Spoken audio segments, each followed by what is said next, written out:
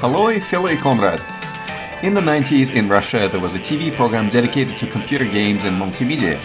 I want to introduce this show to my English-speaking audience. You might find it interesting and maybe even nostalgic, so stick around and enjoy the show. Good day, dear friends. This is Bonus and I'm Game Over. We're hoping that our audience consists only of fully registered and licensed viewers, and that they're watching a legitimately obtained episode of our show. To confirm authenticity, please use the following steps. Turn the volume control dial clockwise, then brightness control clockwise, and the contrast dial clockwise. If all of these steps result in your television no longer working, it means that you may have been watching a pirated copy of our show. And if you hear strange music, then it means that you didn't turn the right dials. Or maybe you're just watching an entirely different TV show.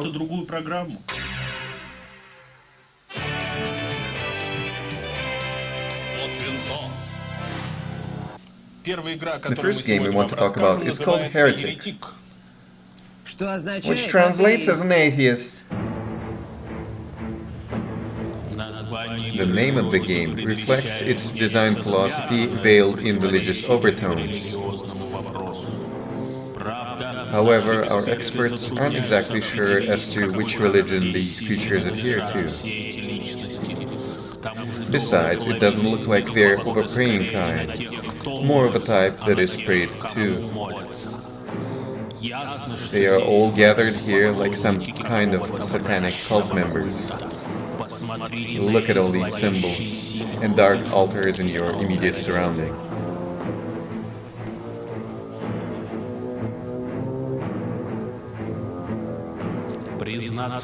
We are surprised that despite the visual variety, all of these monsters seem to be united by a common cause.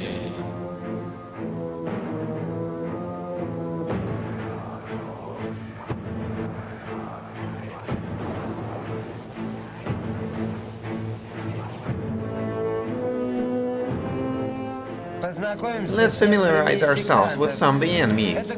First type is a clay golem. When killed, they release a soul that hovers around for a while, giving you an evil stare. Following that, it departs into the other realm while singing something that is of no particular relevance to anything.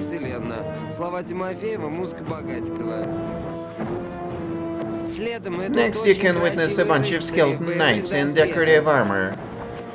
They look similar to what one might find in the Museum of Archaeology. Knights throw sharp axes that are able to penetrate just about anything. Lacking any kind of honor, they tend to attack in swarms, disregarding all of the rules of a fair combat. Please eradicate them.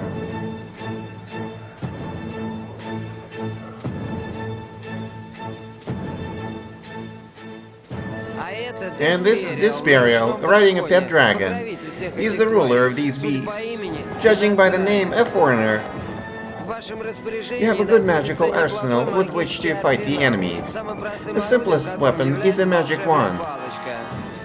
All of your items, despite their intimidating appearance, are simple in operation. Just point your thing in the direction of the enemy and watch him transform into a pile of bloody rags. The walls in each level conceal a series of secret rooms and passages. The makers of the game claim that the person who finds the most secret one of them all will win a special prize. Our expert has located one such area, and she claims that all she found was a bottle cap with an inscription saying, "Better luck next time."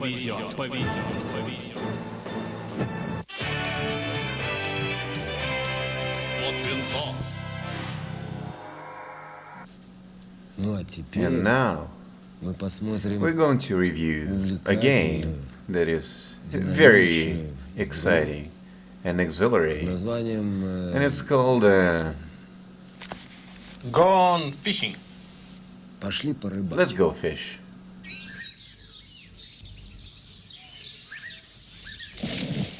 A few episodes ago, we were predicting a rise in popularity of reality-based games, and this happens to be one of them, a digital fishing game. The game unfolds at a fishing resort settlement. You arrive there by train and head off straight to the supply store, where the owner entertains you with fables of unbelievable catches and shows you his private trophy collection. The owner's nephew sells bait for the fish and snacks for the fishermen. With the help of Yuma, you pick the fishing location and head off before sunrise, while the dew is still covering the grass and the birds are singing their morning song. Finally, you make it to the lake.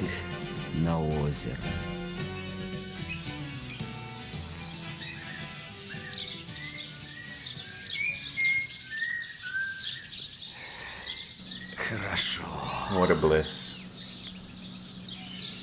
There used to be a lot more fish in this lake. Yeah. And what about now? And now they built a factory on it. What factory? An ammonia processing plant?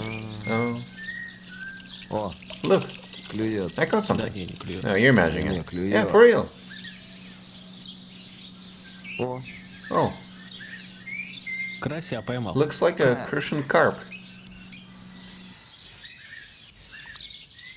The game lets you take pictures with your fish that you can then print out and show to your wife in order to prove that you were indeed fishing.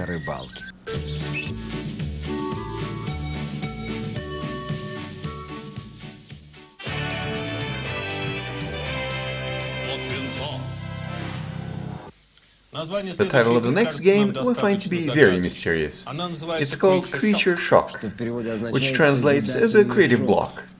Actually, a better way of translating it would be shocking creatures. Oh, you mean like horrible creations? Correct. Then I guess that makes a lot more sense.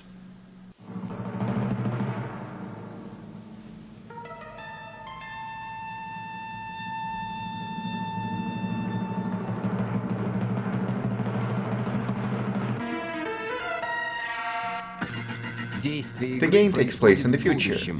We've noticed that whenever an older author tackles the topic of science fiction, they tend to stick to not-so-distant time, compared to younger writers who set their stories hundreds, if not thousands of years in the future. It is clear that both sides do so to avoid ever having to answer for the legitimacy of their predictions. The year is 2123. The Earth is expanding, sending scouts to explore other worlds in order to colonize them. You happen to be aboard one of the spaceships destined for Saturn. The mission is to explore one of its rings. The only two crewmen on board are the female captain and an electronic brain acting as a sentient companion. Unbeknown to you, as you decide to study a passing asteroid, the asteroid decides to study you. And it results in a catastrophe.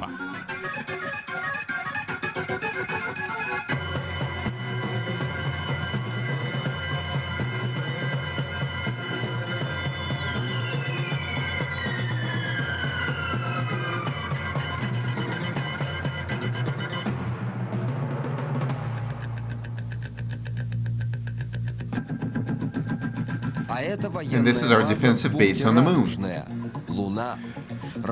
Fuel drums scattered around indicate complete disregard for lunar ecology.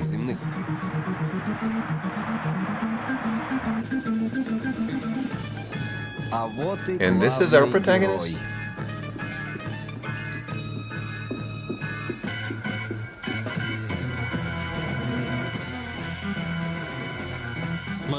Marvel at his chiseled and manly jaw.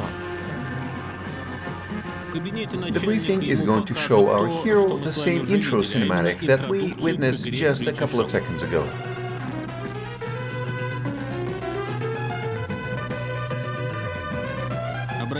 The commander doesn't mince his words. Well, that's understandable. In space, there is no air, so you can't really talk.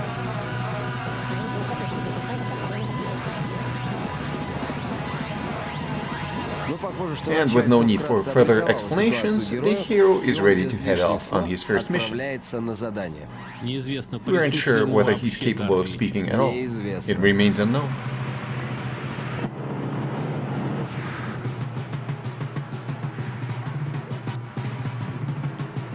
The new scout quickly reaches the asteroid located in Saturn's orbit. With great difficulty, it discovers an opening through which it is able to enter the object.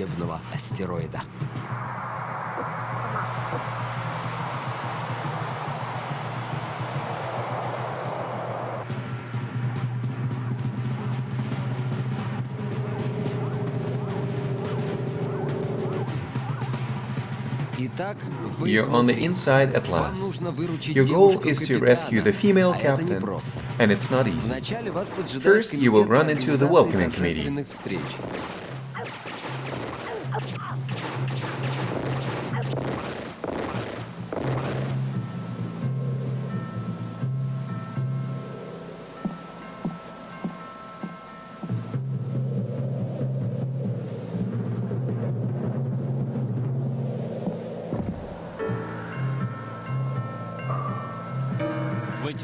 These hallways resemble a digestive tract, and they contain numerous parasites. The most common enemy looks like silverfish. They aren't very dangerous, and their goal mainly is to get on your nerves before you run into real enemies.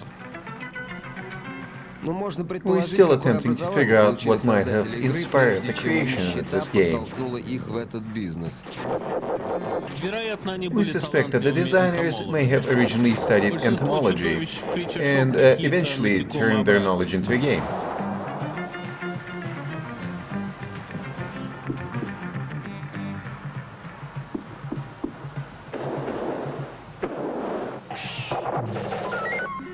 Even though some enemies may appear to be indestructible, they do have weak spots.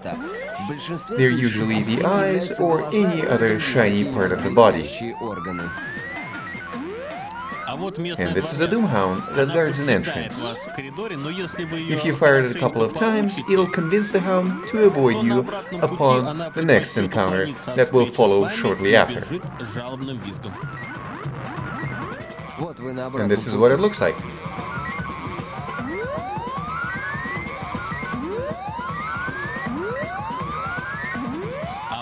And here you find a giant caterpillar.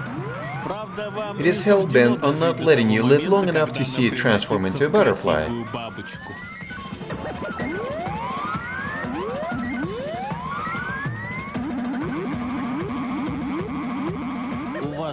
You may think that it's gone, but unfortunately you're greatly mistaken.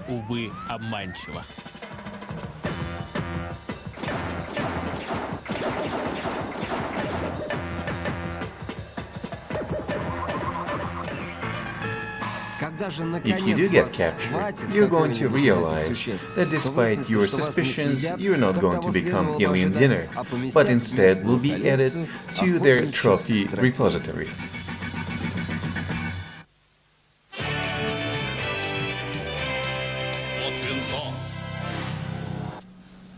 This is it for today. No point annoying you any longer. Game, as they say, is over. As in,